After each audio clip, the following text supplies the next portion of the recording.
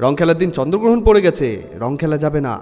চন্দ্রগ্রহণের মধ্যে রং খেললে হতে পারে ভয়ঙ্কর বিপদ, ভগবান পাপ দেবে। এখন সোশ্যাল মিডিয়া জুড়ে খালি এই কথাগুলোই ভাইরাল হচ্ছে। আর এই কথাগুলো কারা বলছে? মানুষ। কিন্তু ভগবান কি বলছেন জানো?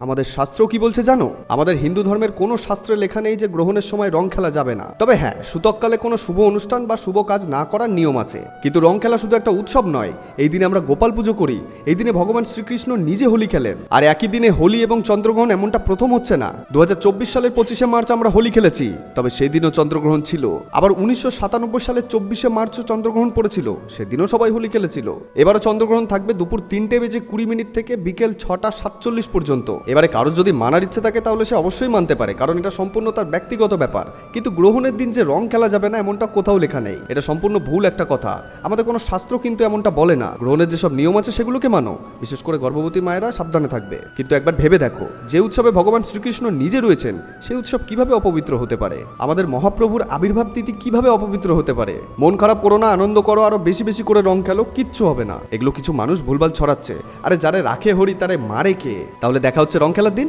যাই রং কিনে আনি। জয় শ্রীকৃষ্ণ।